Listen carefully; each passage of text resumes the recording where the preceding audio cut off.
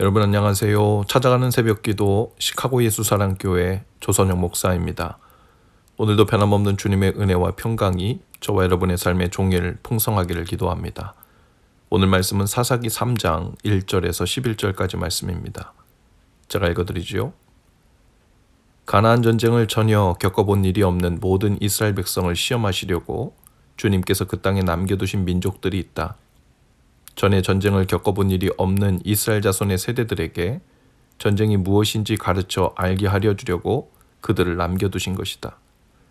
그들은 바로 블레셋의 다섯 통치자와 가나안 사람 모두와 시돈 사람과 히위 사람이다. 히위 사람은 바알 헤르몬 산으로부터 저 멀리 하맛 어귀까지 이르는 레바논 산에 사는 사람들이다. 주님께서 이스라엘 자손을 시험하셔서 그들이 과연 주님께서 모세를 시켜 조상들에게 내리신 명령에 순종하는지 순종치 않은지를 알아보시려고 이런 민족들을 남겨놓으신 것이다. 그래서 이스라엘 자손은 가나안 사람과 헷 사람과 아모리 사람과 브리스 사람과 히위 사람과 여부스 사람과 함께 섞여 살았다. 그리고 이스라엘 자손은 그 여러 민족의 딸을 데려다가 자기들의 아내로 삼았고 또 자기들의 딸을 그들의 아들들에게 주었으며 그들의 신들을 섬겼다. 이스라엘 자손이 주 하나님을 저버리고 바알과 아세라를 섬겨 주님께서 보시기에 악한 일을 저질렀다. 주님께서 이스라엘 백성에게 크게 분노하시고 그들을 메소포타미아 왕 구산 리사다임의 손에 넘겨 주었다. 이스라엘 자손이 구산 리사다임을 8해 동안 섬겼다. 이스라엘 자손이 주님께 울부짖으니 주님께서 그들을 구하여 주시려고 이스라엘 자손 가운데서 한 구원자를 세우셨는데 그가 곧 갈렙의 아우 그나스의 아들인 온니엘이다. 주님의 영이 그에게 내리니 온니엘은 이스라엘의 사사가 되어 전쟁터에 싸우러 나갔다.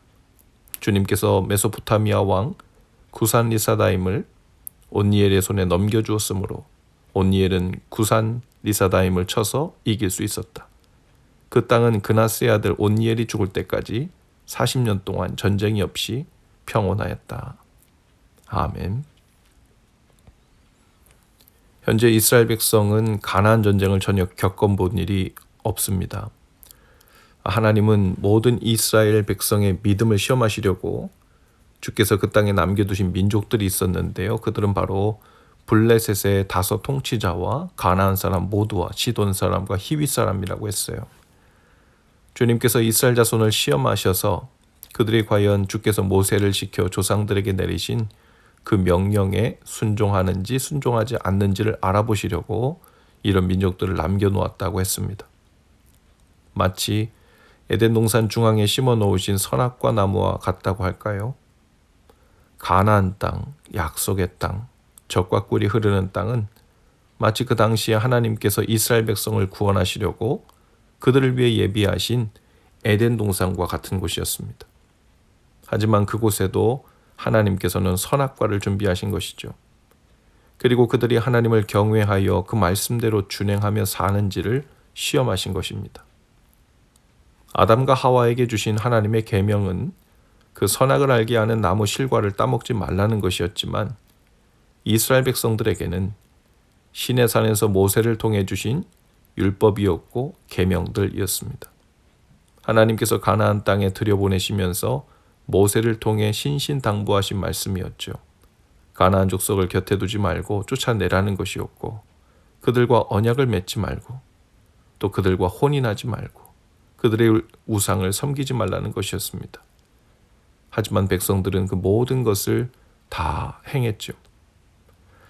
가나안 족속을 쫓아버리지 않았고 그들 사이에 이익을 위해 남겨두었고 슬그머니 그들 사이에서 살게 했습니다. 그들과 그들의 자녀들은 가나안 족속들의 자녀들과 시집장가를 갔고요. 거기서 태어난 자녀들은 하나님을 알지 못하는 세대가 되어 결국 하나님을 저버리고 바알과 아세라를 섬겨 주님 보시기에 악한 일을 저질렀죠. 그와 같이 가나안 땅이라는 에덴 동산에 들어가 또 여지없이 그 백성들은 그들의 선악과를 따먹은 셈이었습니다. 누가 선악과를 따먹은 아담과 하와의 죄가 왜 나에게 전가되어 나도 죄인이 되어야 하느냐며 따질 수 있을까요? 그 죄는 같은 식으로 오늘 우리의 삶에서도 동일하게 일어나고 있는 일이었습니다. 주께서 이스라엘 백성들에게 크게 분노하시고 그들을 메소포타미아 왕 구산 리사다임의 손에 넘겨주셨죠. 그리고 이스라엘 자손은 그 종이 되어 8해 동안 섬겼다고 했습니다. 마치 8년 동안 하나님이 허락하신 가나안이라는 에덴 동산에서 쫓겨나 다시 종된 삶을 살게 된 것이죠. 백성들은 그제서야 악한 죄를 하나님 앞에서 회개했습니다. 하나님을 떠나 죄 가운데 빠져 살면 반드시 종이 되어 비참한 삶을 살게 된다는 것을 여지없이 경험하게 되었죠. 그들은 부르짖어 기도하며 하나님을 의지했고 하나님께서는 자비하심으로 그 기도를 들으셨습니다. 그리고 하나님은 이스라엘 백성을 구원할 자로 갈렙의 아우였던 그나스의 아들 온니엘을 사사로 세워주십니다.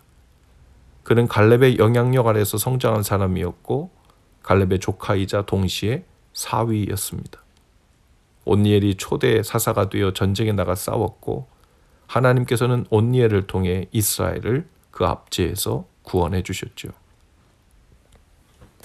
우리가 살고 있는 삶의 환경이 어디든지 어떠하든지 우리가 머물고 있는 이 땅에서는 이 두 가지 요소가 항상 공존합니다. 하나님의 은혜가 흐르고 있는가 하면 동시에 넘지 말아야 할 강이 흐르고 있죠.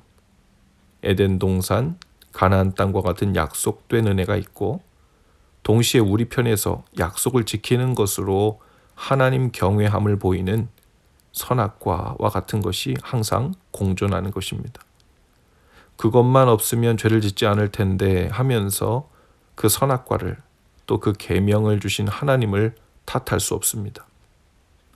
선악과와 같은 금단의 계명과 율법이 존재하지 않는다면 그곳엔 하나님을 경외하고 존중하고 사랑하는 것을 표현하는 수단도 존재하지 않는 것 같지요. 그곳은 자유와 행복이 가득한 땅이 아니라 무질서와 방종이 자유란 이름으로 활개치는 지옥이 될 뿐입니다. 하나님의 말씀 경외하기를 중단하면 우리는 그 즉시로 죄의 손길들을 우리의 삶 사이사이에 거주하도록 허락하는 셈이 됩니다. 마치 앞마당에 잡초가 자라서 금세 무성하게 자라오르는 것처럼 우리의 삶을 덮어버리고 우리를 죄의 종으로 만들어 금세 억압하고 압제하게 되죠. 감사하게도 하나님은 이렇게 악한 우리를 위해 사사 정도가 아닌 영원한 구원자 예수 그리스도를 보내주셨습니다. 전장에 나가 대신 싸우셔서 승리하셨고 우리에게 다시 용서함을 얻어 자유를 얻게 하셨습니다. 온니엘 사사가 살아있는 동안 이스라엘 백성들에게 평화가 있었다는 것은 그들은 사사의 인도를 따라 하나님의 명령을 지키며 그동안 살았다는 의미죠. 즉 우리가 살 길은 우리의 영원한 사사이신 예수님을 따라 그분의 인도함을 받으며 하나님 말씀을 경외하며 그 법에서 떠나 살지 않는 것입니다.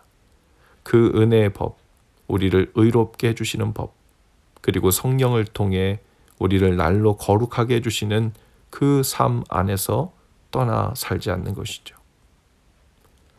우리 중에 여러 모양으로 죄에 팔려 절망과 패배의식으로 고통당하고 있는 분들이 있을 것입니다.